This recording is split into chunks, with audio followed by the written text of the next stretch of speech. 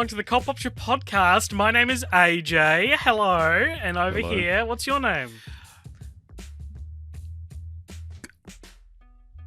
Richard. Richard. My name is Richard.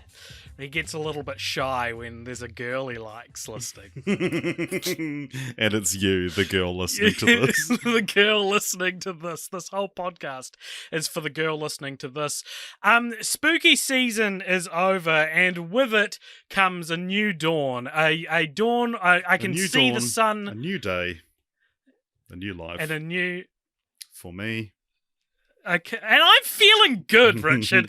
I'll tell you what, it is a bright day today. It's today is 20 to 6 in the evening. Today is the 5-year anniversary of us recording the 101 Dalmatians podcast. No shit! Yeah. Oh my god, it's the 5th of November. It is, I didn't even Skyfox Day, realise. Oh my god, I didn't realise. So, for those that don't know, New Zealand is backwards from the rest of the planet, and this is when it starts to get nice and warm in our country. And one way that is often celebrated, one way that we celebrate the warm weather in New Zealand is problem binge drinking. And this often leads to you get invited to a lot of birthday parties, just regular parties, barbecues, where people get shit-faced and play drinking games. Yeah. Well, also, the worst games you've ever heard of in your life. I think Crate Day is a big one as well. That's like the first weekend of December. You have a crate of beer, which is 12 of the 1 liter bottles of beer, and you drink it the whole day. It's a national tradition. I've never done it. Never done it. It's a rite of passage. Never done it. Never have I ever done Crate Day, you could say. Oh, yes. So we are going to play a little drinking game today on the podcast. We're going to play a classic game of Never Have I Ever. This is the latest edition in the sort of sub-series of podcasts we do that are we couldn't think of anything. Party games. No, drunk party games. We've done Bang, Marry, Kill. We've done Would You Rather? What else? Would You Rather? We've done all sorts of things which we put a little pop cultural spin on. What are often very horny games, we turn them into nerdy, tragically virginal, and make them about movies. So that's what we're going to do today. We're going to play Never Have I Ever. We have got a bunch of Never Have I Ever prompts from the Discord, as well as every third question is going to be from one of us that we don't know about. And we've also got some drinks here. I've got some bourbon and Coke. Richard, what have you got to I've drink? got a Negroni. Spagliato. Really? With Prosecco in it. Stunning. No, I Nice. have a Sangiovese Puglia. So look at this bottle of wine. Nice. Looks cool. You can't really tell, especially because you're listening to this, but this is huge. Yeah, it is. That's true. It's I've got bigger a than my head. I've got a bottle of Jim Beam bourbon. Nice. And I've got a Coca-Cola here. And near the twain shall mix. They don't mix. How does Never Have I Ever work? What are the rules of Never Have I Ever? All right. Oh, wait. I should get this in front of the mic. Very cool. I'm not decanting it, sorry, all you red wine purists. I do have a decanter, though. I recently came into one. And then they made me buy it. I hope you watched it.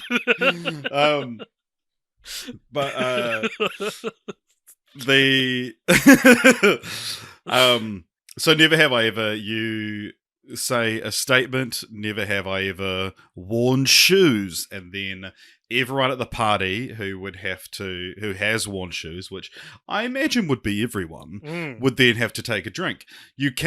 Some people play it that you can't do this, but it makes the game harder, that you can't say something you have done. So you can just say, never have I ever worn shoes, for example, because obviously you have, but you will just also have to drink. Traditionally, it's played at parties to find out who's done anal. or I shouldn't say this. I'm going to bleep this out. But when I was a young teenager, it was to find out if That was going to be my second example.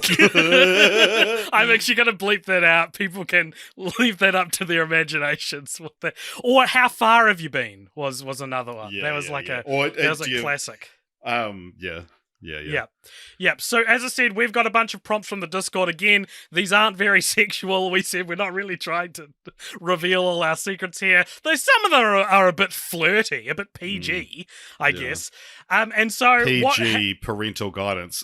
Ironically, not an episode I'd want my parents listening to. We've got 34 questions, and I thought that how it'll work is that for every one from you and me, we do a shot, and for every one from a Discord, we take a sip of a drink. Do you have something to do shots with? Not really, and I'm also a little bit hungover, so like really the last thing I want to do in the world right now is drink, but I am having some red wine. Well, I hope you've never done any of these things, Richard. Okay, well, I'm going to make myself a whiskey and Coke. Is that what they're called? Or a Coke and bourbon? Yeah, I'll let AJ's pour noise. And some of you might be able to hear the temperature of the liquid by the pour.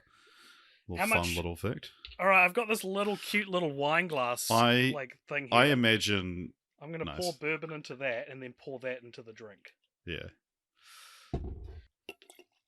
I'm really starting to get to the age where my hangovers aren't fair. Like, you know, sometimes you get really wasted, you black out, you wake up in the morning and you're like, I deserve this.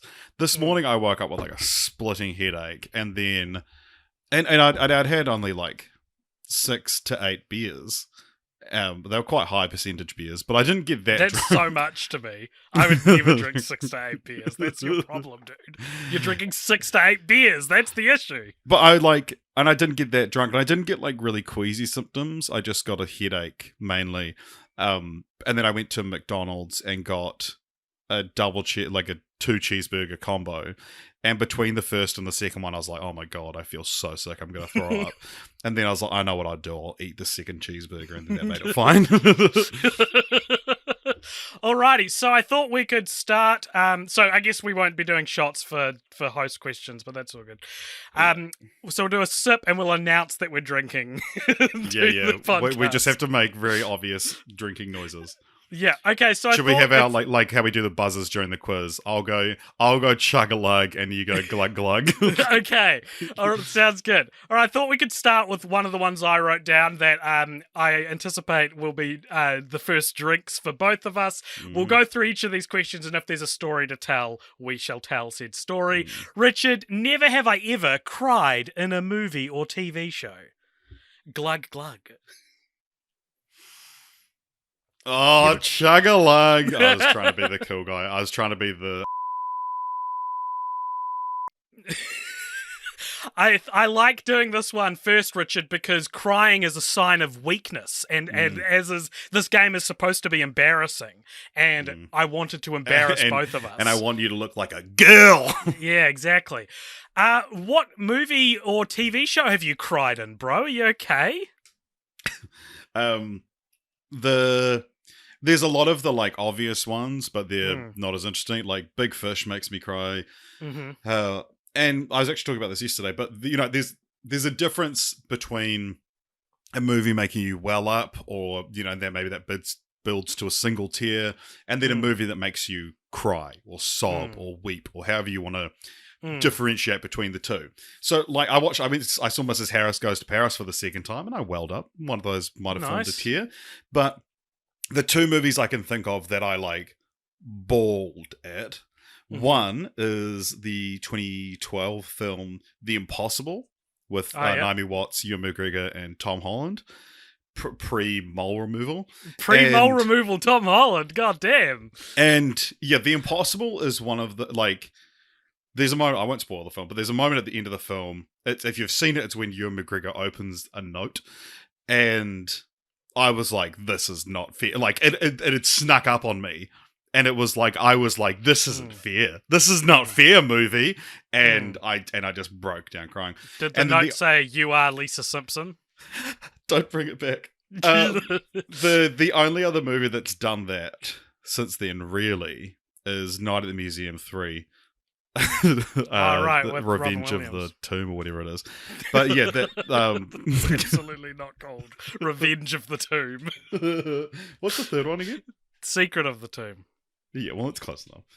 Yeah, but It's revenge. It's not. A building It's not having revenge. absolutely not called Revenge of the Tomb. It's mostly called Revenge of the Tomb.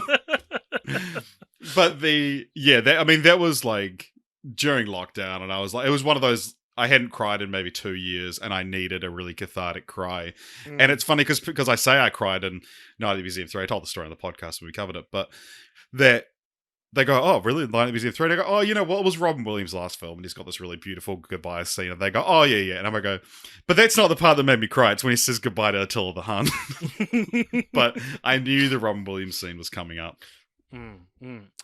Very nice. The two that come to mind for sneaking up on me was, I remember in Click where he pauses Henry Winkler in a hug position and just not even enjoying the stupid Adam Sandler existential comedy, and then just feeling it then. And most recently, I didn't tell anyone about this. I watched Apollo 13 a couple weeks ago, and when the vessel parachuted into the Earth's orbit, I literally went like I was just exploded in tears. I was so emotional. I just thought it was so moving. And so yeah, those are my most recent or most pertinent crying in a movie or TV show stories. So you liked Apollo 13? Yeah, man. It's a good movie. It'd be crazy if something like that happened for real. All right, do you want to do the first Discord question? This is from our Discord, so go to our Discord. If you're not in there already, there's a link in the show notes, and you can contribute to episodes like this. Probably a bit too late for this one specifically. Probably. But, you can you can jump on there, and this is the kind of thing you get to do. You get to be part of the show. So what is our first Discord question? This comes to us from Bliss is 40. Everyone's got fun knocked up / this is 40 names this week. Never have I ever almost died of social embarrassment after quoting a movie line to friends that no one understood. I don't. I must have. I'm sure I have. Yes, I can't think of one. One example of a very similar thing was we were doing karaoke one night. And everyone was like, you know, karaoke. It's like it's like one person's performing, everyone's having a good time. And I put on "That's the Way It Is" by Celine Dion, and I was like, amazing song. Everyone loves this song. No one in the entire fucking room knew it. I was singing. I was like, no, you'll know the chorus. They didn't. And then so I was stuck just singing the song. We didn't know how to skip songs at that time, so I almost died of social embarrassment after singing an entire song that no one understood. A couple of months back, I went to a drag queen party where you had to dress in drag, and they did like a backdoor SingStar thing where they hooked up the SingStar mics to like some bootleg version of SingStar, and you could suggest any song, and me and my flatmate jokingly suggested "Rude Box" by Robbie Williams, but neither of us wanted to sing it. And they were like, "All right, guys," in that song. They were like, "All right, guys, your song's on," and it suddenly dawned on us how like offensive that song's lyrical content is, and that this was going to be people reading the lyrics on screen, and we were like, "No, do not play this! Stop it! But no, I'm not going to take a glug for that one because I can't remember a specific I can't think of an example, but if someone had a video of my entire life and I, they were going to kill me if they found a time I had done that. I would probably, if the alternative is taking a small sip of wine, I would probably just sip the wine. Alrighty. All right, so the next one comes from Swaggin' 35 minutes too long, Josh, who says, "Never have I ever thrown up during a movie."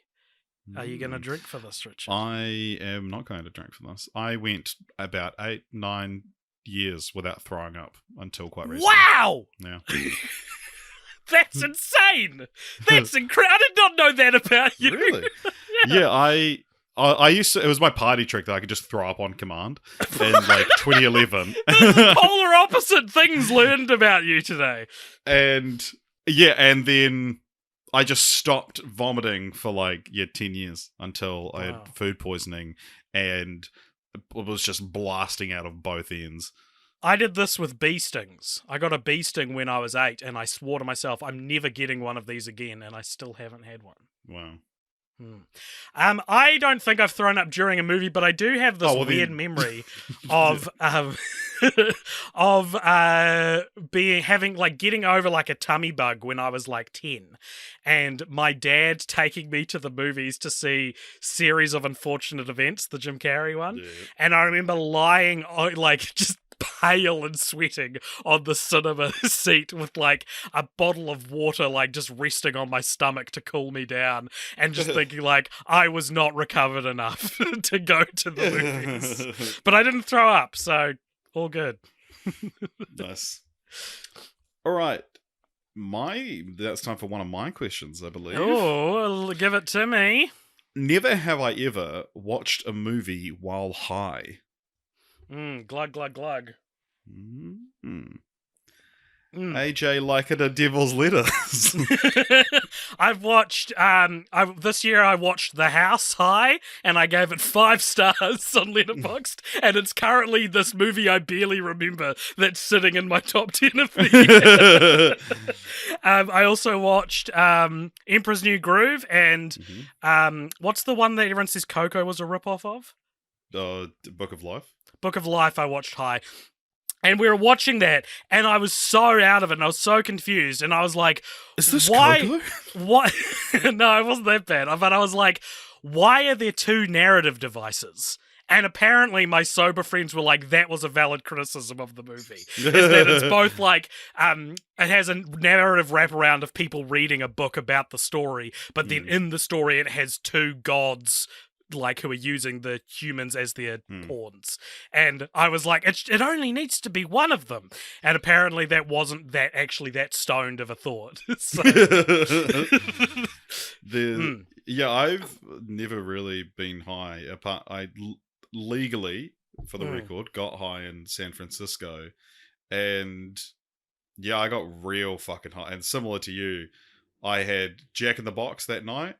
And gave it 5 stars. Best food I had in the States. Oh my god, the best food I've had high was I accidentally...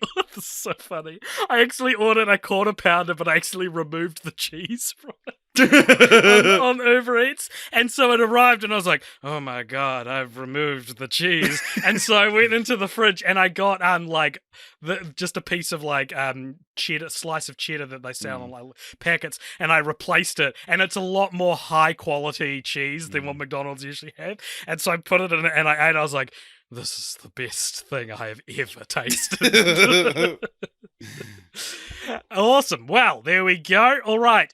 Cheese, speaking of, Cheese on the Discord says, never have I ever made a short film. Richard, I think we need to take some little... Oh, I thought he chug-a-lug.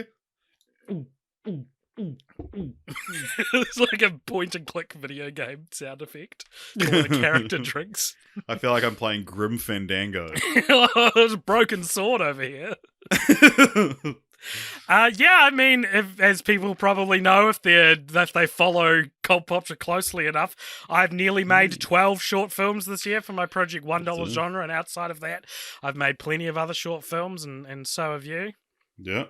I mean, there's a big competition in New Zealand that we both compete in. Well, I don't. You don't anymore, but no, I run it. I've entered that since 2009. I've entered it every year, so I've made a short film each one of those years, different genre each time, and so my pre-vomit days and my post-vomit days. I love how much that blew your mind. That's really funny. We got one more here, which I've realised was sort of the second part of a double question that doesn't really make sense to... I randomised this list, and some of these were supposed to be read after each other, but fuck it, just read us that. What does that one say, Richard? Never have I ever regretted starting a podcast. This is from Pyramid. Don't you dare! Don't you dare! What are you doing? Chug-a-lug. This better be about a podcast for everyone. I didn't start that podcast. Oh, no. So... Well, I mean, you obviously, arguably didn't start this one either. You went on the first episode. Well, no, we started film franchise fortnights, which on the Cult Popture podcast. But after the whole Die Hard Home Alone debacle, I was like, I regret being your friend. I just want to get to a point where that never comes up again. and after watching watching Phantasm Ravager, I was like, God, I should have never. I regret starting this podcast. Interesting. When in Search for Santa Claus, when I do believe in Christmas. That's the moment that broke me. I often think about that. That song in Santa Claus is truly the first time I've ever felt broken by the podcast. But I don't know if I'd ever say I regret the podcast specifically. I'm glad I regret we started. I've maybe regretted starting other podcasts that didn't go anywhere, but not really. I don't think I probably regret Sober Driver.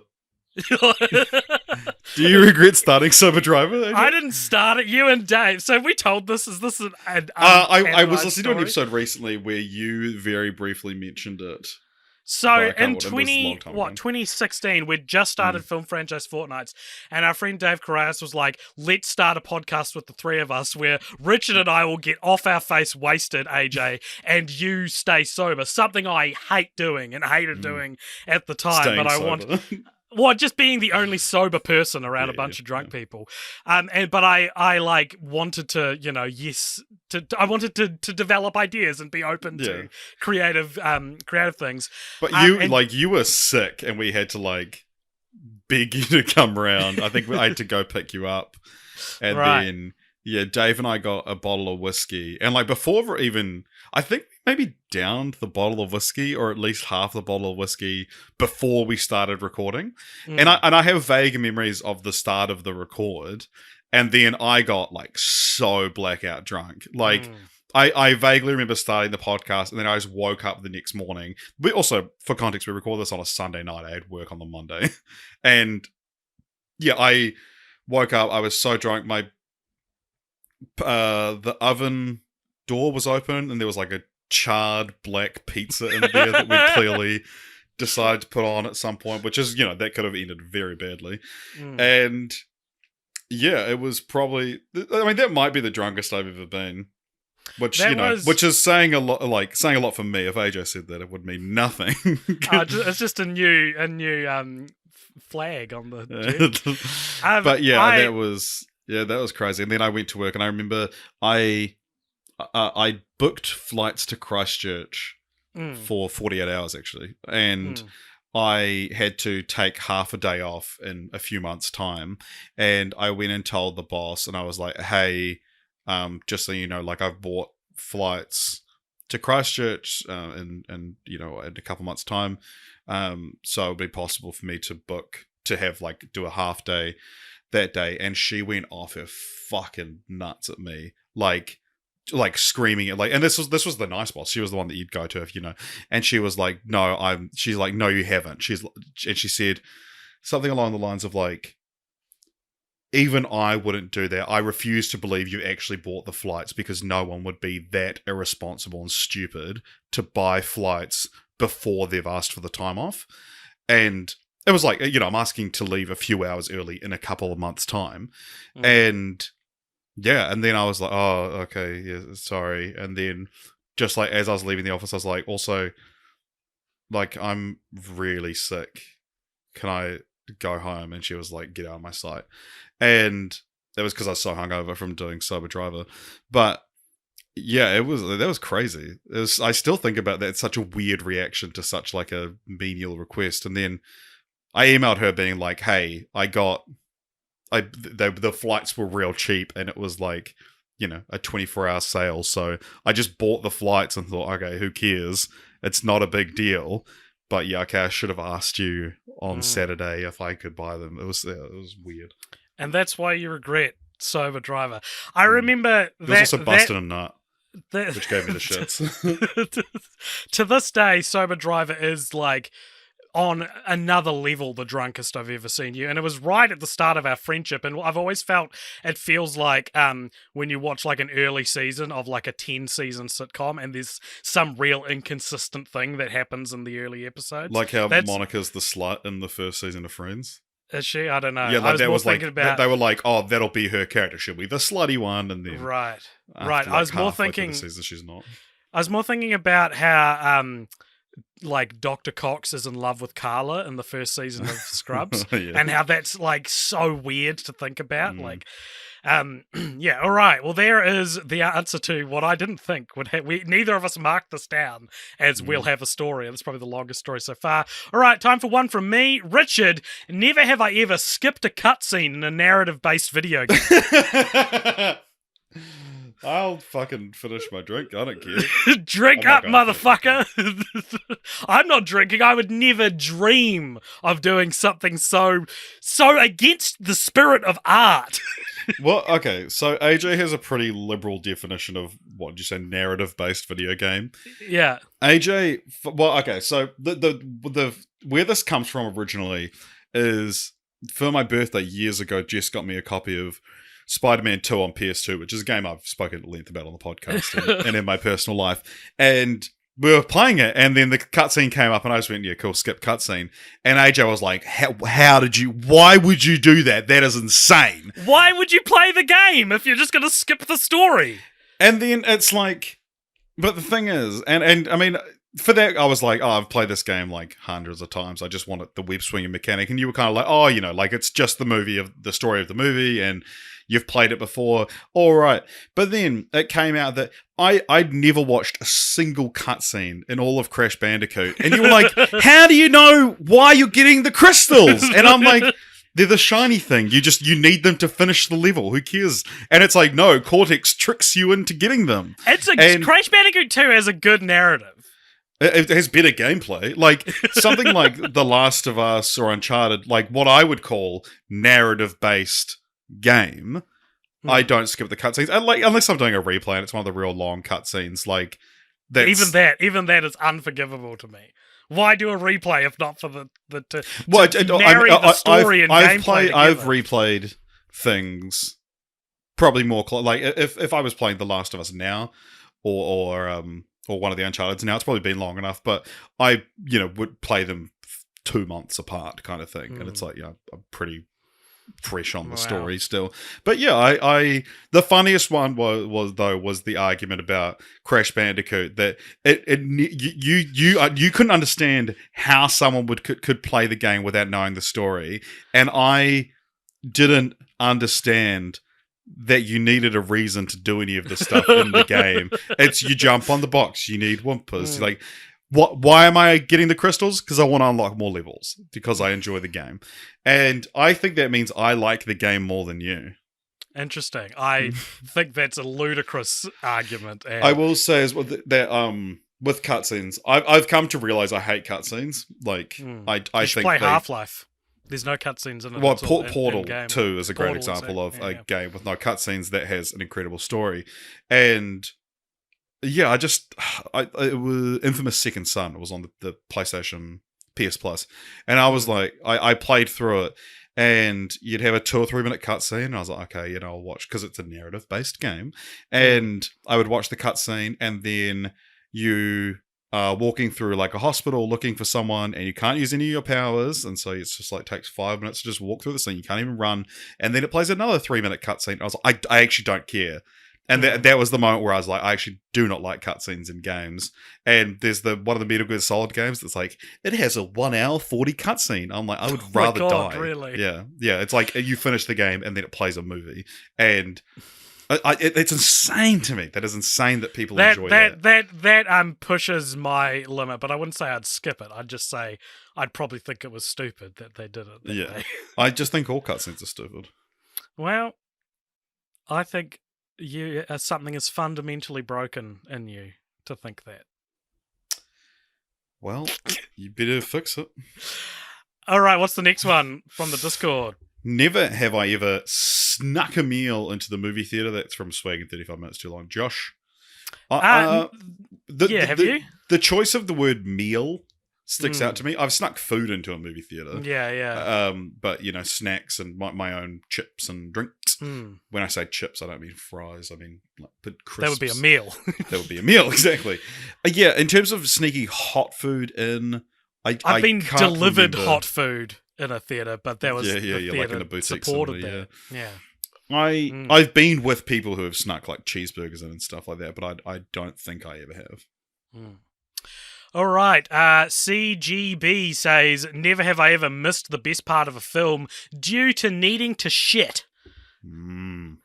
Are you going to drink for this? I might do it. Oh, yes. I forgot the rules of the game. Yeah. Chug a lug. I'm going to blow your mind here. This is me adapting the question to tell a story that's somewhat tangentially the answer. All right. Well, I have an actual story. When my flatmate was like, have you heard of this new show, Squid Game?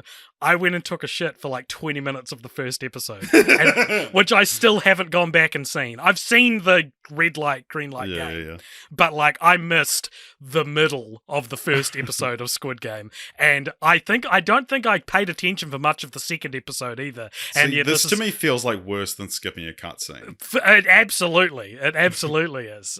So that's the closest I can say to that. Well, because you famously didn't like the end of Squid Game, but I quite like how it tied back to the middle of the first episode.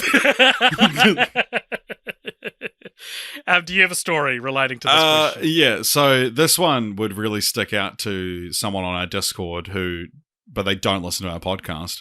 So the film Ravenous, which I saw as part of a movie marathon, so it was playing at like 3 in the middle of the night, and I went to go to the toilet, and it's essentially the turning point of the film, what would probably be like the biggest plot development in the entire film. And it's if you've seen the movie, it's when Guy Pearce is down in a hole. Yeah, I completely missed that part. I mean, like, I came back and I asked what happened, and Jess said, and I was like, that really feels like it was probably an important plot beat to miss. Well, I won't spoil it. It's a great movie, what I have seen of it. But yeah, I think that's the only one that I can attribute to pooping. I remember during Suicide Squad, I hadn't gone to the toilet during the movies since I was a kid. I would always hold it in. But then Suicide Squad, I was like, do I need to pee? I'll just go to the toilet and see if pee comes out, because I just wanted something else to do. Same thing happened to me with Morbius. I had such a wonderful time watching Morbius because I could just go pee. Go piss, girl. All right, time for another question from one of us. One of us. Never have I ever bought popcorn / movie snacks from a movie cinema without seeing a film. No, I don't think I've done that. Yes, you have. Have I? When did I do for that? when you're talking during the movie, I believe you bought some popcorn from. But I would seen the movie. We would buy the popcorn, see the movie. I wouldn't eat any of the popcorn, and then we'd go home with it, or we'd get we'd like just cook popcorn back at the set. So I think you tried to sneak me out there, but it didn't work. I don't think that applies to this specific. No, well then situation. Don't drink. Asshole. I'm not. All right, next one from the Discord. Vincent Guard Lara says, never have I ever been spoiled to a movie as I was walking into the theater. Which, no, that's never happened to me. It's such an irrational fear of mine. Well, it's not necessarily irrational, but when I go see an Endgame or something like that, like a big event movie, I will like put AirPods in. Oh yeah, right. Yeah. I remember waiting in line to get popcorn actually before Jurassic World. When I wasn't going to a movie for Jurassic World: Fallen Kingdom, and these girls in front of me were like talking about, it, and they're like, "Oh my god, I've heard so many things," and I was just like, "What have you heard?" And I was like, "I've heard that like Chris Pratt dies in it," and I didn't care enough about the movie, and I also knew they wouldn't kill off Chris Pratt in the movie he was headlining. But if I'd cared more, I would have been like, hey, you're in line at a movie theater. So maybe don't discuss this very You're subject. surrounded by people who famously haven't seen the movie Bit More Cheese says, never have I ever pulled out my phone during a movie in a cinema. I must have. Mm. But I don't remember a particularly egregious time. Yeah, I mean, I check it every now and then I see movies by myself quite a bit. Don't want to spoil later on, but there's been quite a few times that I'm the only person in the cinema, or and yeah, and it's I'll check my phone in the same way that, like, if I see an important email come through, I'll just check it or whatever. But yeah, or seeing a movie, how long a movie has to go or something like that. Having an Apple Watch has kind of made it that it's like I can quickly check a notification without having to pull out my phone. All right, time for another one from me, Richard. Never have I ever had to pause or rewind a movie because a joke made me laugh so hard. I'm gonna chug a lug for this one. This was reverse engineered out of me trying to think of a funny story I could tell. On the episode. Yeah. I've rewound stuff because I found something so funny, but it's not like, oh, I missed something, Like I've watched really funny things twice because I just like am in awe of it. But but it's not like, oh, I've missed part of this because I was laughing. I have the most insane story. I probably told you it before, but I don't care. 2010 or 11, my family rented Despicable Me on DVD. And we were watching it, and the Gru tells the little girls that the minions are his cousins, right? He's like, they're my cousins, right? And at one point the girls and the minions are like jumping on the couch or whatever, and Gru comes in. He's like, hey, what are you doing? And one of the girls goes, it was your cousin's idea. And one of the minion goes, what? And this is an exploitable GIF and everything, so you've probably seen the clip. Richard, at the time, I would have been 18. I found that so cripplingly funny that I keeled over. I laughing. I had tears streaming down my face. Keeled over and died. I could not handle how fucking funny I found the minion saying, what? We had to pause and rewind it so that we could pay attention to what happened afterwards. And like the weirdest thing about this for me is like first of all, there's the obvious, like, it's a very shameful thing to have found so funny, right? Like, it's a minion, something that would go on to be like the image of non-funny pop culture in years to come, right?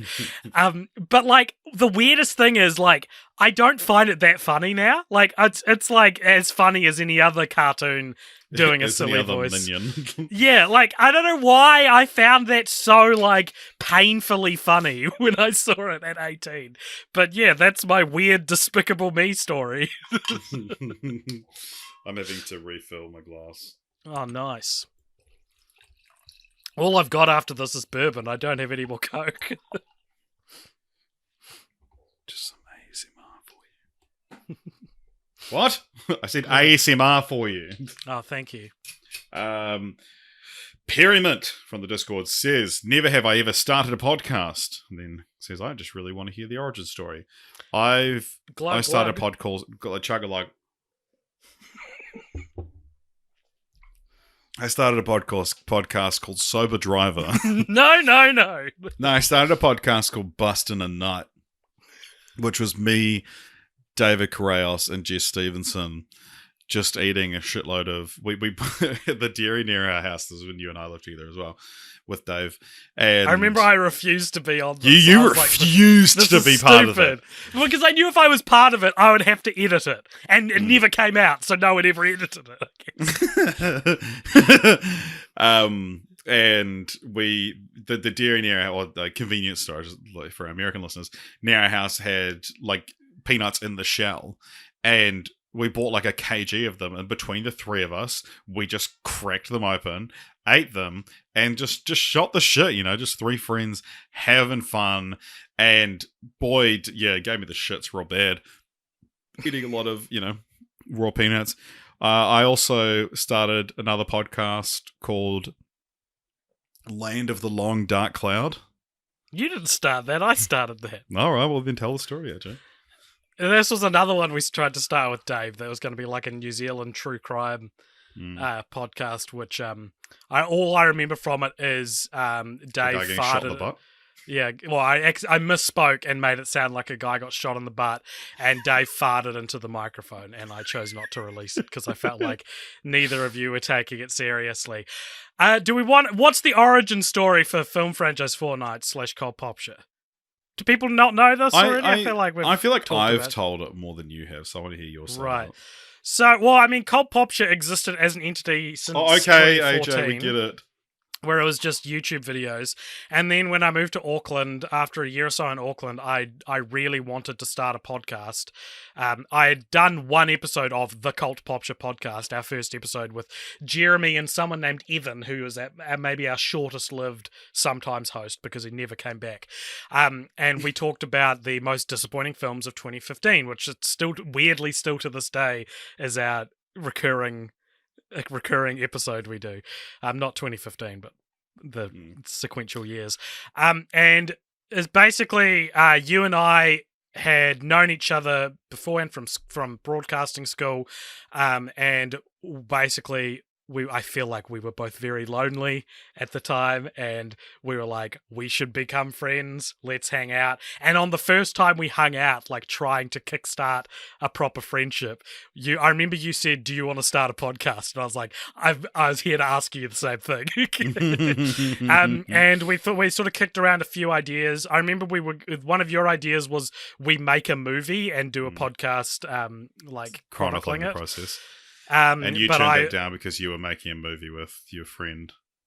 Well, I was part of like a loose production company at the time, and one, I had a taste of how complicated making a movie was, and two, I felt like they would be angry if I moonlighted. That was the reason you gave me. But fuck them. I'd rather make a movie with you in retrospect. Anyway, it would have been sick. we tossed around a few ideas, but Film Franchise Fortnights was a very early idea. I remember it was probably there was also Film Franchise Fridays was kicked around. Ah, yes. And then we just went with it, and I was like, what about Lethal Weapon? And you were like, yep. And honestly, I don't think those two 23-year-olds were ready for a podcast they'd still be doing on the edge of 30. And yet here we are. Yeah. So that's cool, though. I like that. Yeah, do you remember any of the other ideas that were kicked around? No, that was really the only... I remember it, like, the only real conversation I remember was that I said, like, you were like, oh, what if we did, like, film franchise or something like that? And I said, oh, like, or we could, like, make a film and, like, chronicle it. And then you were like, yeah, I feel like we just keep circling back to the film franchise idea. So should we just go with that one? I actually don't. I think you came to me with Film Franchise Fortnights. I don't remember it being much of a discussion. Yeah. Not that it was like, no, this is what we're doing necessarily, right. But it was like, yeah, this is an idea we're both keen on. The other one I remember swirling around my brain at the time was the opposite, which was, Dude, Where's My Sequel? Where we do the opposite, where we watch films without sequels and ask where the sequel was. I'm glad we stuck with this one, though. I think it's a more sustainable... Dude, Where's My Sequel would have been a lot easier. That's true.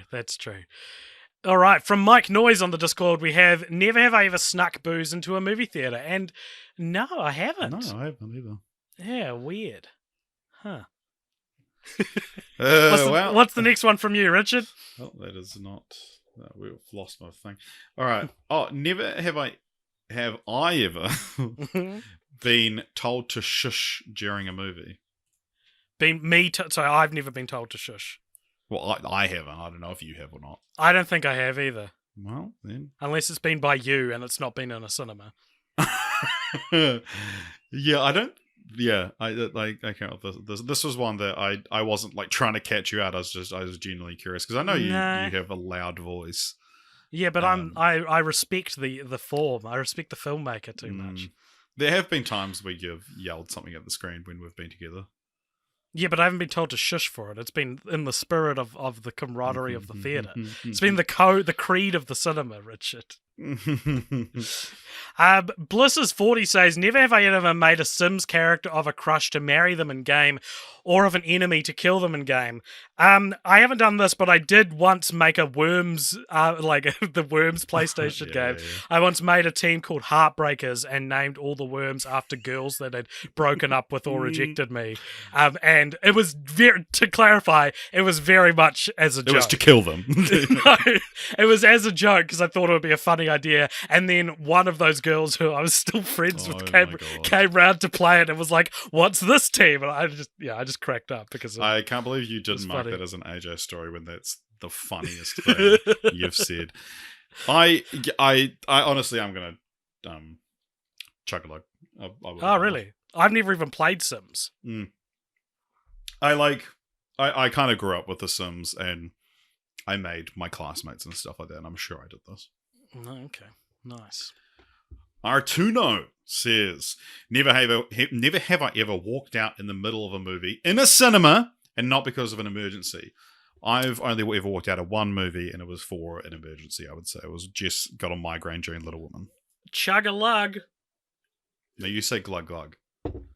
I'll say what I goddamn please. Oh my god, he's such a badass. I can't believe all those women broke your heart. I got them back. I made them into worms.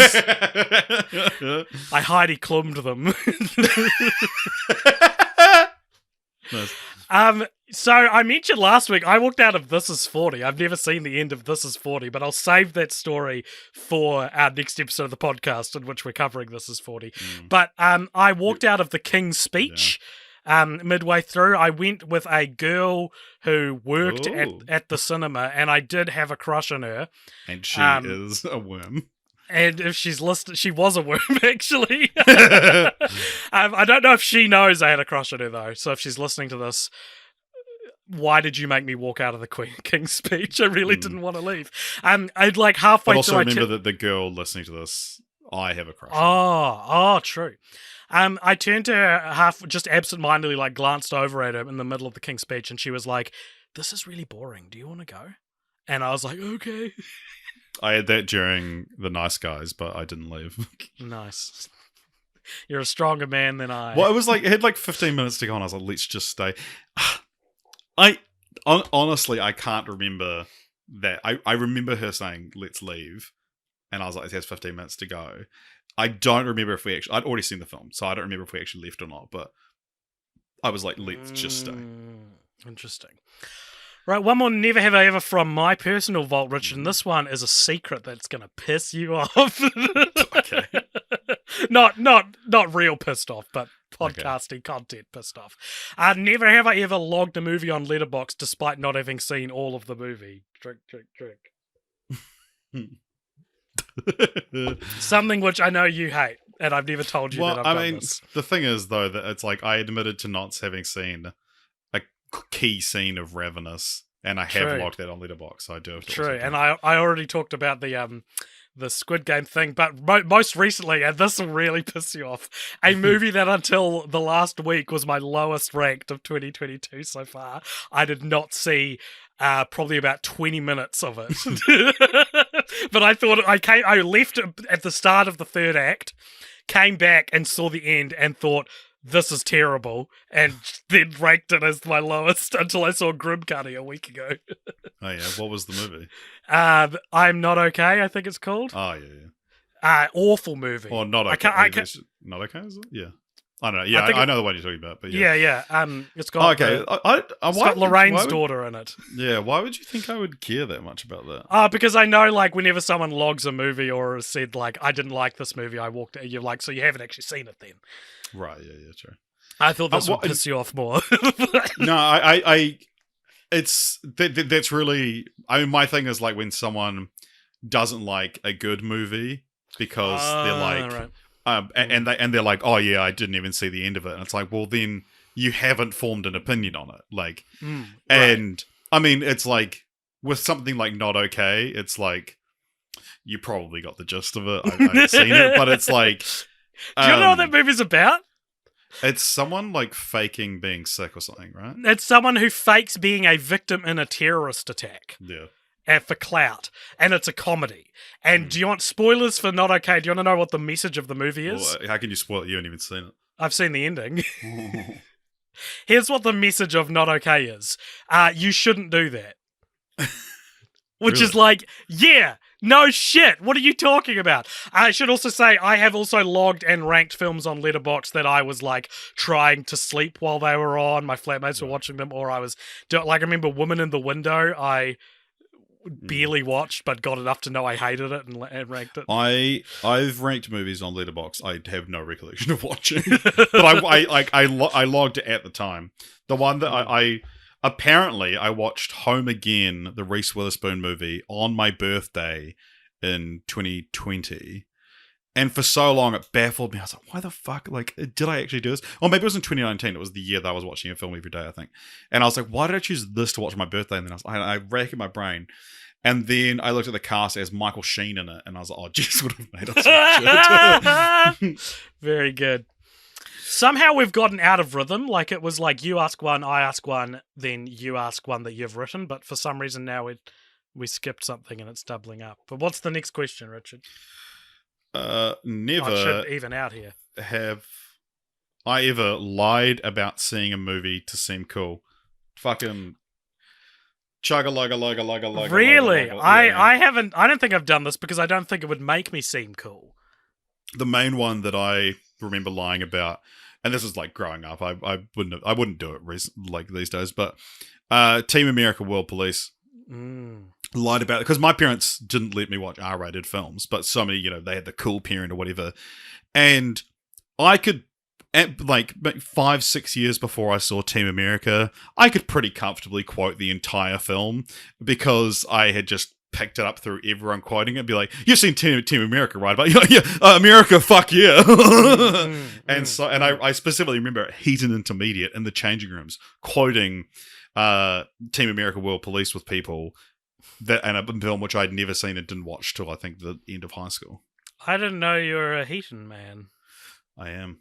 They're neither seen nor heard. Nice. That was from Swaggin, 35 2 minutes too long, Josh. Mike Noyes says, never have I ever told someone to shut up who is being too loud in a theatre. I'm going to plug to this. I mean, I feel like I've told this story very recently on the podcast, but I'll tell it again. I'll truncate it. Okay. Was when I saw the Lorax in 2012 with my younger sibling. We were sitting maybe 2 seats across from some like rowdy 10-year-old boys, and there was a mother and her children in the row in front of us, and one of these boys, the one sitting closest to me, this is such a lame thing to do anyway, was responding to things in the movie, being like, no, shut up, blah blah blah, I'm the Lorax, I speak for the trees, I'm Jaden and I speak for my butt. Yeah, exactly. And it was like mocking the pre-recorded dialogue. So it's not like you're hurting Danny DeVito's feelings by making fun of something he'd said. And the mother sitting in front of them turned around a couple times and was like very politely asked them to be quiet, and she'd be like, shh, and this kid would be like, shh, back at her. And so after a few times, I was like, so, a white male's got to do something here. So I leaned across to him and I said to him, shut the fuck up. You're not funny. No one thinks you're funny. And then just leaned back and he was quiet for the rest of the movie. I would have been 18, 19 at the time. So nice. I don't think I have a story necessarily for this one. But I can't remember specifically. I think I'm more of a say so that they can hear to whoever I'm with, being like, wait, can you hear that fuckwit behind us? Kind of thing. And but I do the story I had to tell.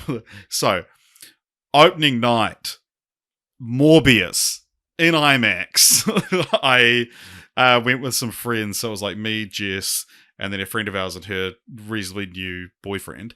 And so he gets up to go to the toilet and he comes back and he just starts talking to the people behind us. And so we're watching the movie and the three of us are sort of in the side of our... And he's just leaning, he's standing up, turned around, looking at the row behind him, leaning on his chair, just sort of having a conversation. And I was like, does he just like know these people? Like, what is he doing? And then after the movie, I was like, dude, what were you doing? And he was like, could you not hear them? They were talking so loud. And he stood up and was like, hey guys, like I came here to watch the movie, not to listen to you guys just like talking through the whole thing. And it like sounds like he was like, very polite about the whole thing, but it was just like, excuse me, I'm trying to watch Morbius on opening night in IMAX. I went to see Smile recently, and there were some rowdy teenagers too far away from me to do, to say anything to, but they were like farting in the cinema. It was horrific. It was horrific. I hated it. It was so annoying. Now we've got time for another one from this guy who has 2 thumbs and is doing the next question. This guy. Wow. Never have I ever had my cell phone go off loudly in the cinema. No, I don't think I have. Neither have I, but I have had it go off in court. It was, do you know, like, if you click on an iPhone, if you click the off button too many, like 5 times in a row, it does an emergency SOS. I accidentally did that in court while I was working as the cameraman. And it was like, so in court, it's like very, very strict rules around everything. But the judge just kind of like looked at me and laughed and was like, and I was like, ugh. But it wasn't technically, it was very reminiscent of court, but it wasn't actually at the High Court. It was like a hearing about abuse and care, and then just like they were still kind of sitting up, but like it had started, but they were still getting into it, and my phone goes, and so it's not even like, it's clearly not like a ring, it's like an emergency siren, and and the judge just sort of looked at me. I think he could understand that I was clearly embarrassed and it wasn't worth getting mad at me, but it was, nice. Bliss's40 says, never have I ever been blocked by a celebrity on social media. I haven't been blocked by a celebrity on social media, but Richard, you got an entire convention blocking you. Blocking us. So I guess I have been blocked by several potential celebrities who will probably not turn up. Do you want to tell the story? Yeah, so There's the sort of New Zealand's version of like Comic-Con. There's a bunch of birds outside my window as well, just by the way, if you're hearing that. There's a bunch of birds outside my window. Say with a British accent, suddenly you're a pervert. There was, there's Armageddon is the name of our sort of version of Comic-Con. They get celebrities in every year and stuff, and it would have been 2018 probably. They had so many guests cancel. I felt bad for them.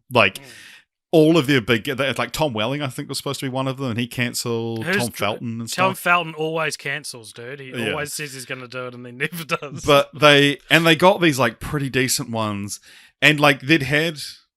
So they usually have like maybe only 1 or 2 sort of like mainstream celebrities, and then the rest are like voiceover artists and stuff.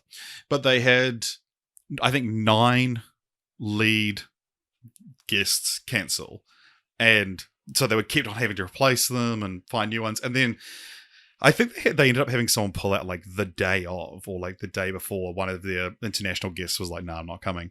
But yeah, they said, "Hey, we've got 2 more.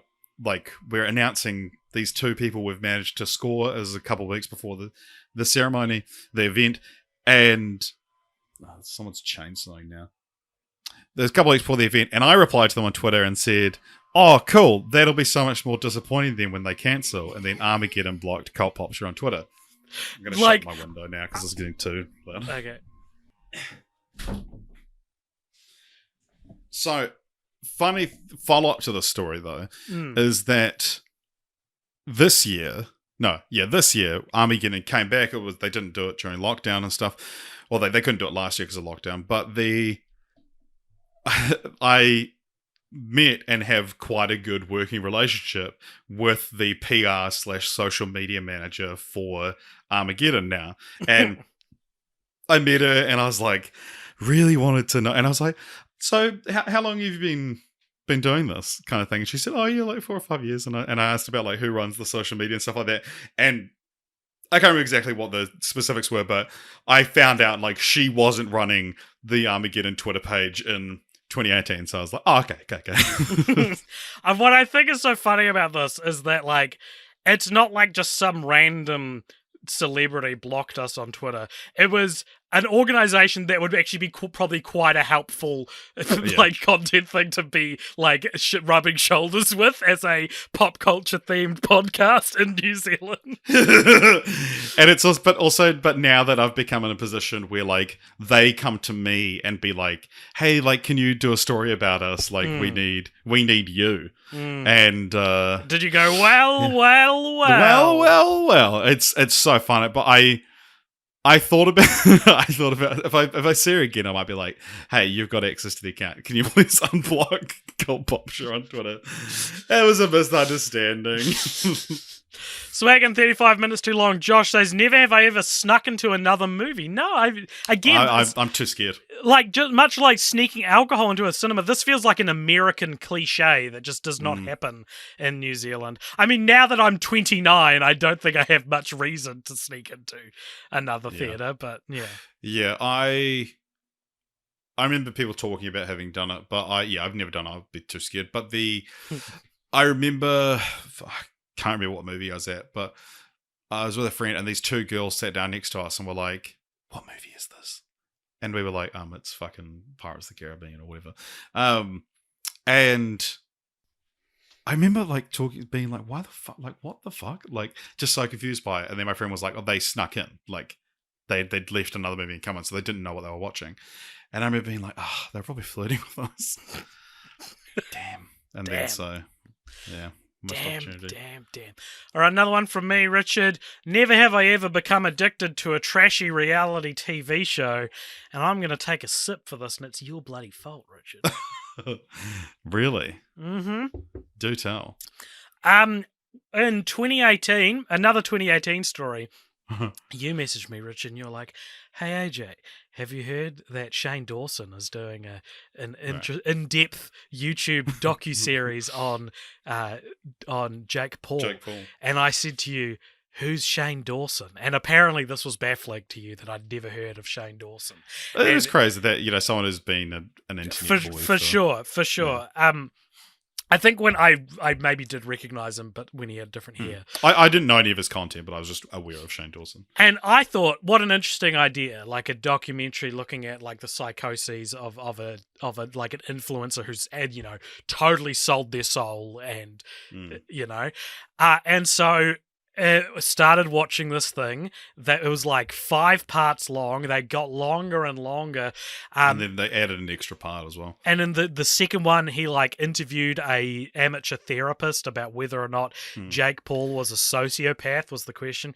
Anyway, by the 5th episode, everyone on the internet has turned against this documentary series. Everyone's like, this is the stupidest, most irresponsible thing you could make with this platform.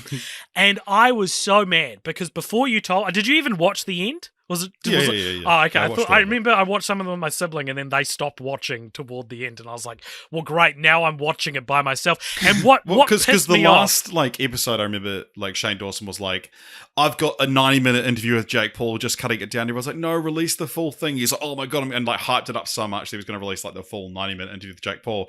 And it's like the reason this is 90 minutes is because it takes Jake Paul so long to formulate a thought and then articulate it. It needed some editing. Yeah.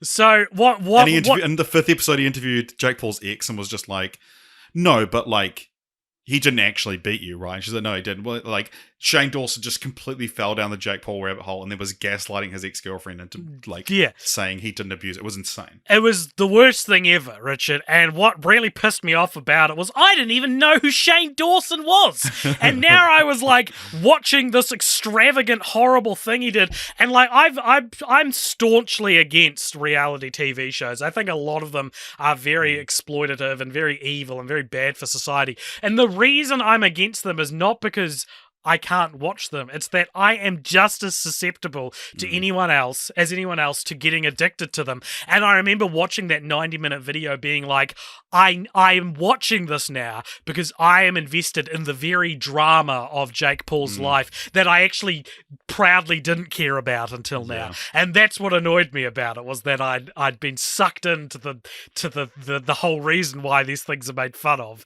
and I felt like a joke, Richard. I mean, I'll drink as well, because I mean, obviously I was into that, but I mean, I grew up like American Idol season 2. Forget about it, you know. No, yeah, but that when I was a kid though, and that American Idol's after the rehearsal process, I don't think American Idol's that irresponsible. It's just making fun of people in the rehearsal episodes. Those are my favorite episodes. I love when they make fun of people. Well, fine. What's our next one? Never have I ever, this is from Mike Noyes, never have I ever missed most of a movie due to making out with someone. I have missed most of a movie trying to signal to someone that I was wanting to make out with them, but I don't think I've missed, quote, most of a movie due to making out with someone. I drank, and this is if you are my parents, stop listening to this. So this is a very personal story. If you're my parents, keep listening. And send it to Richard's parents. So the day after I lost my virginity. We're like, this isn't going to be a horny episode. Don't worry about it. The day after, like, the day out. So the day after I lost my virginity was the first time I went to second or third base. Okay. This is like, so, insane order to do things. Do not recommend it. But I got high on LSD before I'd ever smoked weed. It's kind of my girlfriend at the time and I were. Was she who you lost your virginity to? She was. Okay, just checking. Yeah, we were getting hot and heavy on the couch and decided to, well, we've done that thing. Should we try some of the other things you're supposed to do? This is excruciatingly intimate and far beyond what I thought you'd be willing to tell on the podcast. But I mean, a lot of this was just making out and stuff. But the main thing I remember about this experience is that the directed by and starring Rob Schneider film Big Stan was playing on the TV, and she had it on DVD. She watched it a bunch of times, but the movie finished, and we weren't finished. So the DVD menu. It's a DVD menu story. Played just like clips of the movie and like little sound bites and stuff. Played for like an hour while we were like exploring each other's bodies for the first time. So you're like nutting, and then you're hearing a soundbite from Big Stan being like, "I'm going to jail." And now whenever you hear "I'm going to jail," you get a boner. Anyway, so that's probably the most the most intimate detail I've ever shared on the podcast. But there you go. Chunk. Nice one. What's the next question we got here? Bliss40 has said, never have I ever lost potential romantic interest in someone due to their shitty media preferences. I'm drinking to this. I'm not. When I have potential romantic interest in someone, it sticks. No, this has happened to me all the time. This is actually quite a common thing, and not just romantic interest, but like I've got had people in my life who I've just marked as like, don't talk about movies with them because you'll just get pissed off. But no, like I remember I went on 3 dates with a girl a few years back. And we were not. Now who's getting intimate? We weren't really clicking. We went and saw Mamma Mia 2 together. And that was definitely her pick, not mine. And I remember begrudgingly going on a 3rd date because we both, nothing against her. We just, I think, had figured out we weren't right for each other and still went on a 3rd date. And I remember her giving me the double hit of, I think the Aquaman trailer looks good and I think the Shazam trailer looks bad. I remember her saying this to me. We're sitting in a cafe. We just had breakfast, and she was like, "I thought that looks spend the night." No, sadly. No, I just had to get up out of my own yeah, bed. no, legit. That's what happened. And she was like, I thought that looked stupid. I was like, I thought it looked all right. And then I remember, Richard, looking off to the side, and if someone was I remember thinking this as it was happening. If someone was watching this happen, it was very clear that we were not going to meet up again, because they would have seen me turn my head to the side and see the polite smile on my face slowly drop into like a neutral position, and then not soon after I was like, all right, I might go. Very nice. So it's time for one of mine now, is it? Yes, it is. Never have I ever, and this will be a good one to tie into our podcast next week, never have I ever visited Mr. Skin for non-research purposes. What the hell? It's so funny. No, I don't think so. I don't pay attention to the sites that I frequent when I'm in that area of my life. Probably, but I'm all right. I'll drink. Probably.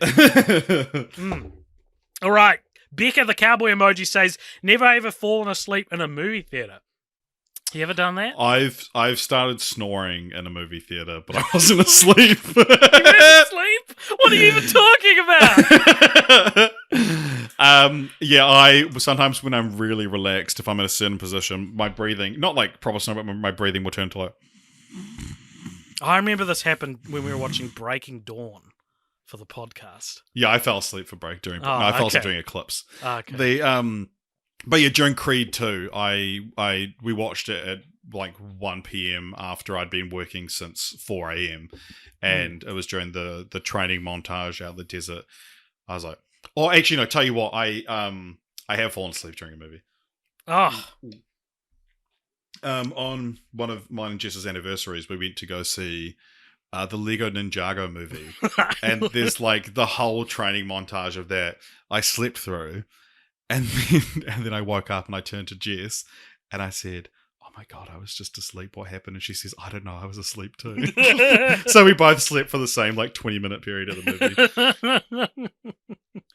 Nice. Swaggin' 35 minutes too long. Josh says, never have I ever been the only one in the theatre. This has not happened to me. Happened to me a few times. Oh, nothing, no story? Well, quite a few times I've been. One really fun one, it was like my party. Like, it was me and my friend when we went to go see Downton Abbey: A New Era. And that was like midday on a Thursday.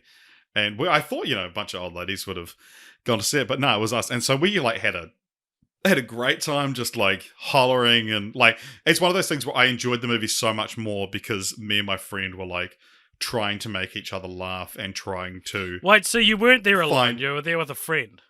I do have other stories, but this is a better story. Okay, sorry. But and so when you have a friend and you're both egging each other on, and so I laugh really hard at a joke so that he laughs at my laugh, and so on, and it just made for a very fun experience. But yeah, a few times as a movie reviewer, sometimes I need to watch movies before they come out so that I can talk to the directors or stars or whatever. And so yeah, more than once I've had a movie put on just for me so I can see it. One notable example would be Halloween Ends, where the movie did not start for an hour and 15 minutes after it was supposed to because they had projector issues.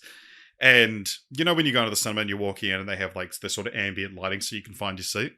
They didn't have that. So it was for like an hour until they came in and they were like, is that guy here? They're like, yeah. And I was like, yeah, I'm here. Just still waiting for the movie to start.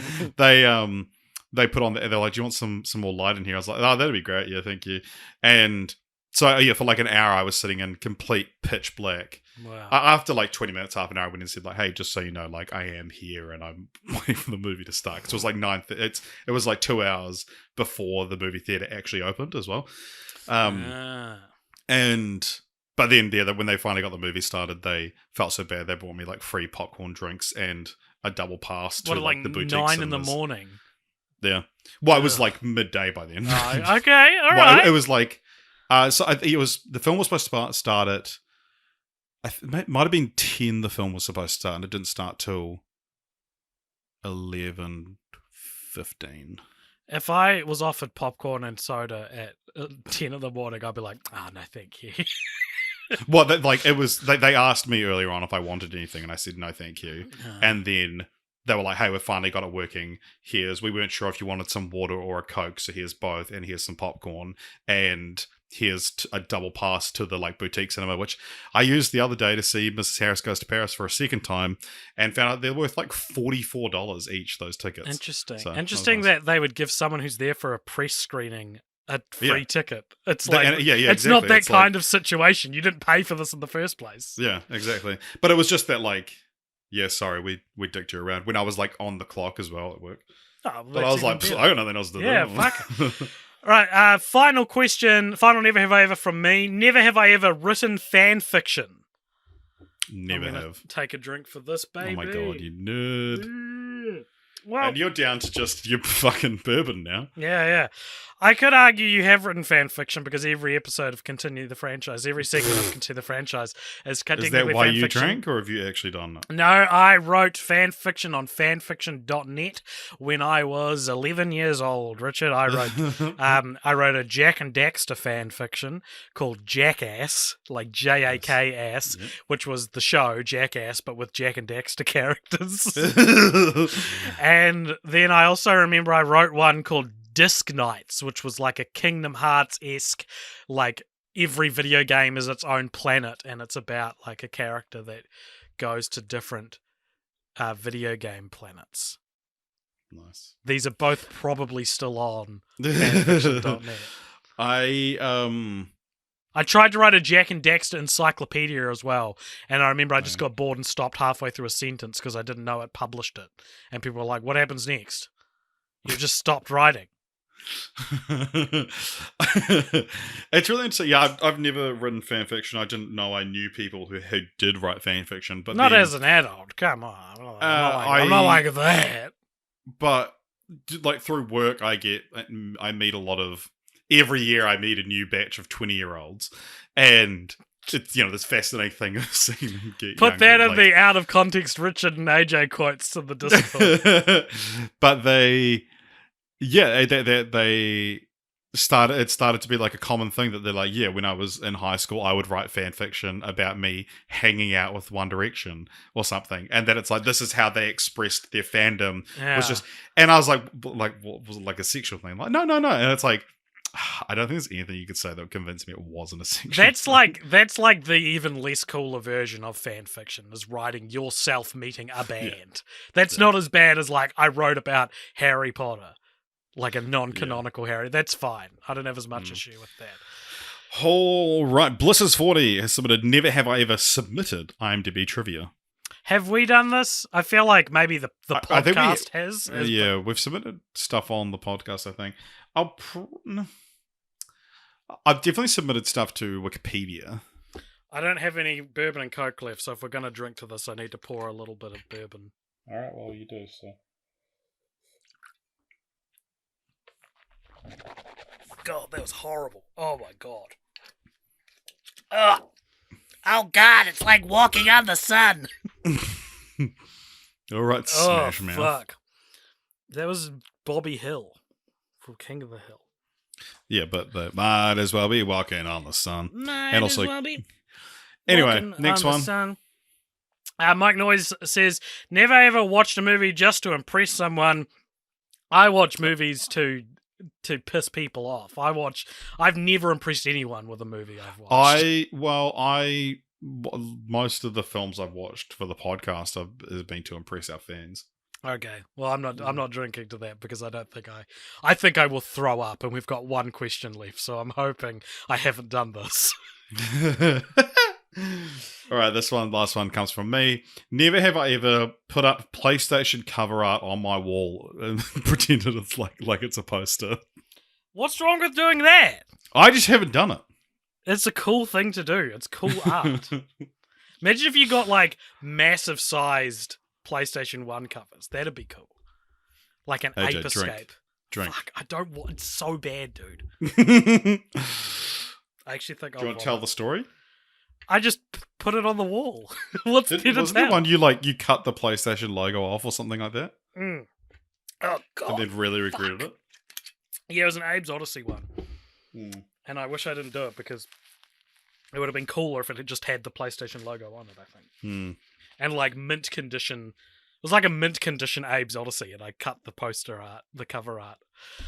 I was like 12. I wouldn't do it now. Okay. So that is Never Have I Ever. There was a few more in there, but they were too saucy, I deem. Oh, yeah, for sure. Thank you for listening, everybody. I hope you played along at home. I hope maybe you got drunk as well. And I hope you enjoyed us drinking the summertime evening away to play Never Have I Ever Movie Edition. Never Have I Ever Movie. But it's about movies. This has been fun. I had fun time. I didn't like taking those last two drinks. You didn't like how intimate I got? I loved that, Richard. I'm gonna clip that, as the kids say. If you enjoyed this, please consider liking to Cold Popture on all the places you can like to it. You can do that on Instagram and Twitter, where we're at Cold Popture.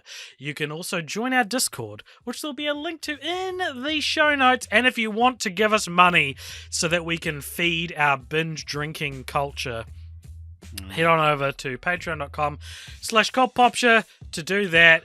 Cold Popture. Wait, what are you doing?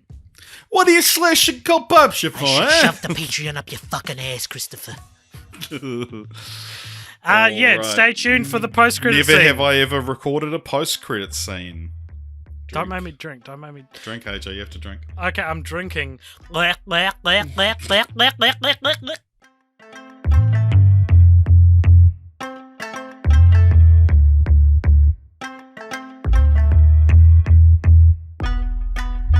Welcome along to the post-credit scene. This is a segment at the end of each episode where if you donate $5 or more over at patreon.com/goldpopture, you get to give us something to talk about. in the way. Something in my ass.